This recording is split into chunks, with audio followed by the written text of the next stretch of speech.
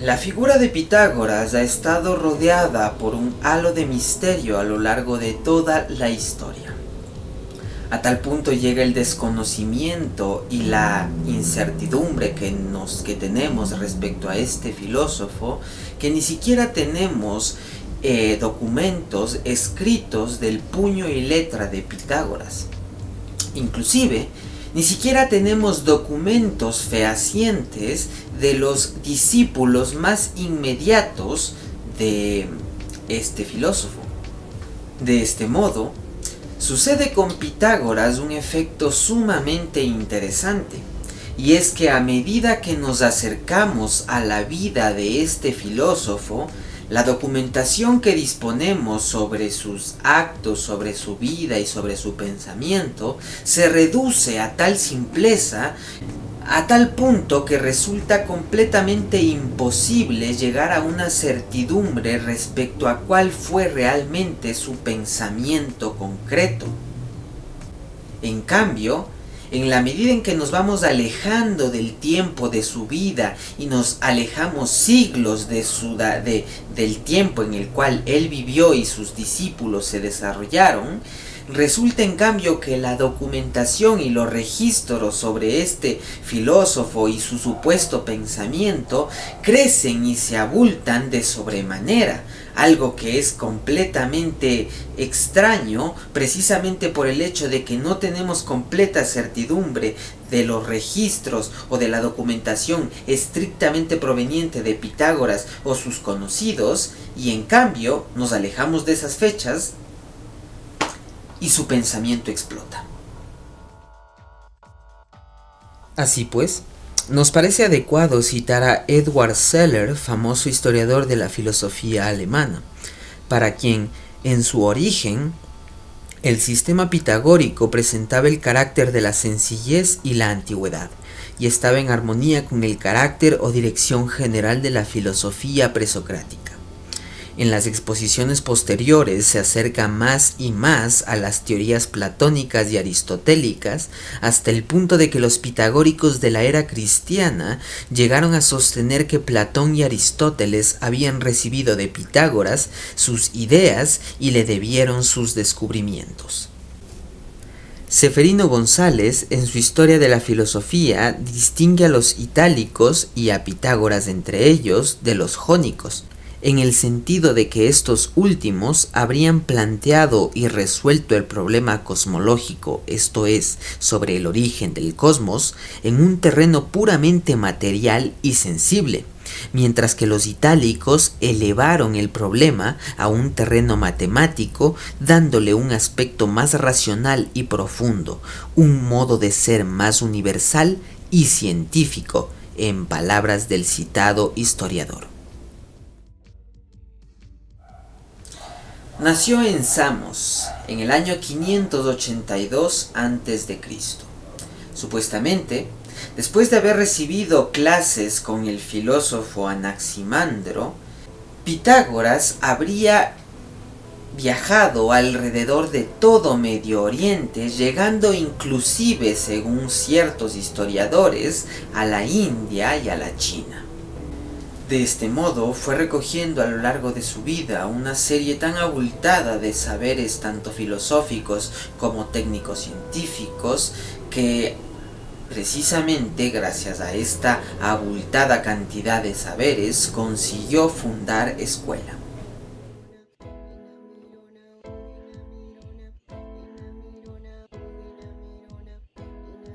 Los números, además de constituir la esencia real, el principio inmanente de las cosas, son también los modelos o arquetipos de las mismas, en atención a que el orden jerárquico de los seres responde al orden y proporciones de los números, cuyas propiedades, cuya armonía y cuyas relaciones se hallan encarnadas en las sustancias y seres que constituyen el universo mundo.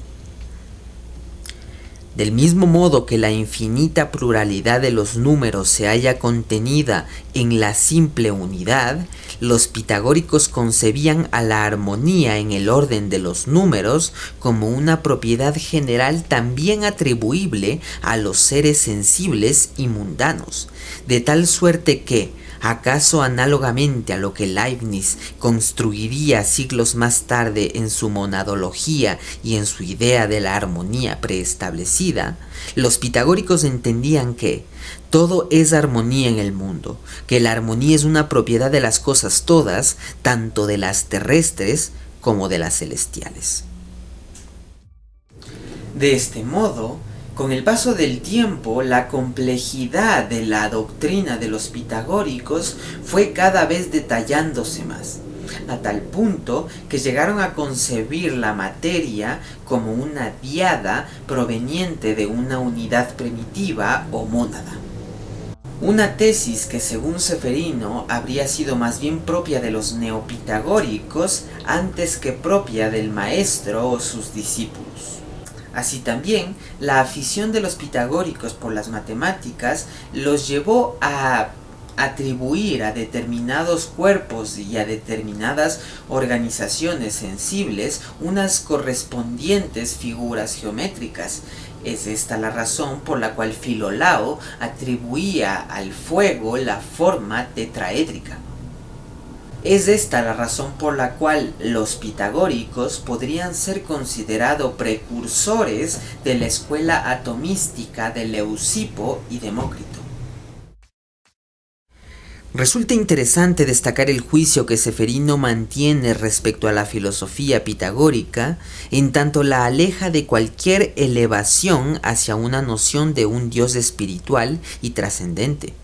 Esto no porque su esfuerzo radique en no adscribirse a la filosofía pitagórica, sino más bien en la medida que el deísmo cristiano y católico no puede ser compatible con estas doctrinas pitagóricas por razones sistemáticas, esto es, internas a los cuerpos ideológicos particulares de cada filosofía. Es así que Ceferino, en tanto católico, no tendría necesidad de alterar o tergiversar las ideas pitagóricas para así menospreciarlas frente a la verdad absoluta que es del catolicismo. Por el contrario, Ceferino no vería ninguna necesidad de tergiversar el mensaje de los paganos, en tanto mostrándolos en su mayormente posible pureza, conseguiría desnudar al enemigo, por decirlo metafóricamente, contra el cual erguir las respectivas críticas. Esto, dicho contra quienes usualmente postulan la imposibilidad de objetividad por parte de agentes religiosos católicos, en la medida que, únicamente, buscarían imponer su verdad.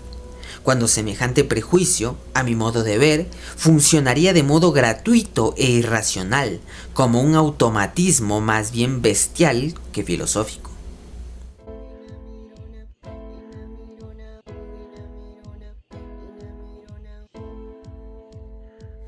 El mundo no solamente es un todo armónico y ordenado, sino también un todo animado, o al menos vivificado por medio del alma universal.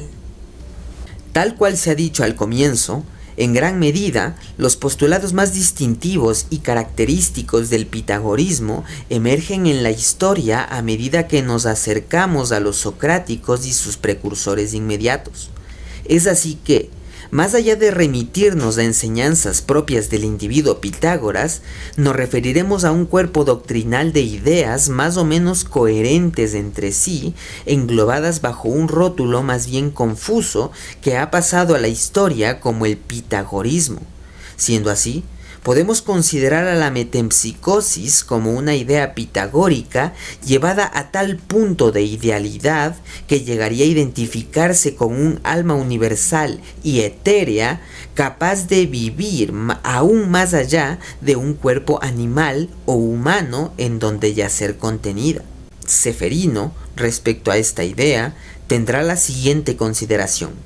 bastante prudente, eso sí, para un historiador de estirpe católica. Esta teoría, a pesar de lo extraño y anticientífico de su forma, encierra y lleva en su seno dos grandes ideas: la idea de la inmortalidad del alma humana y la idea de las penas y recompensas después de la muerte.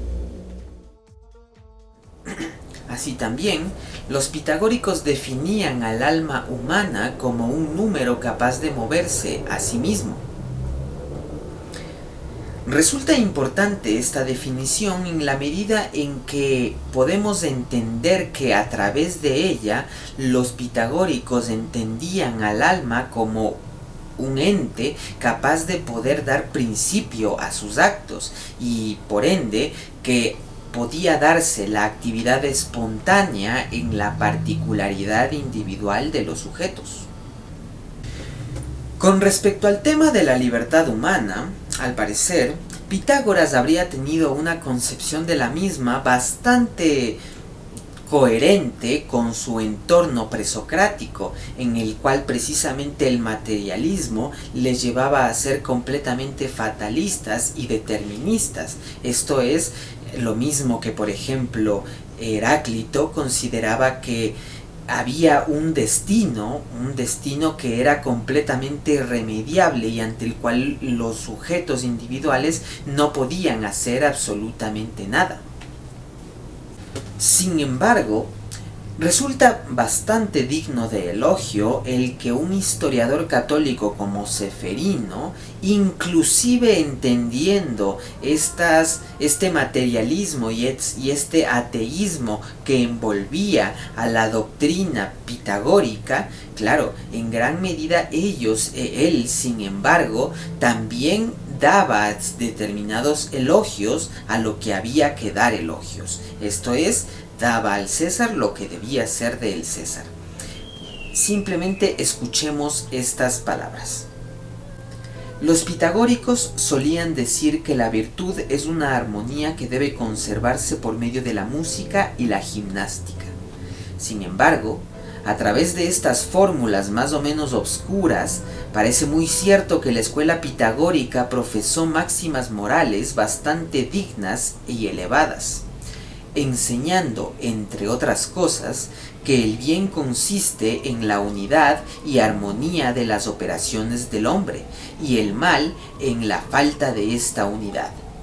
Que el fin de la vida es la asimilación con Dios por medio de la virtud, que el suicidio es esencialmente malo.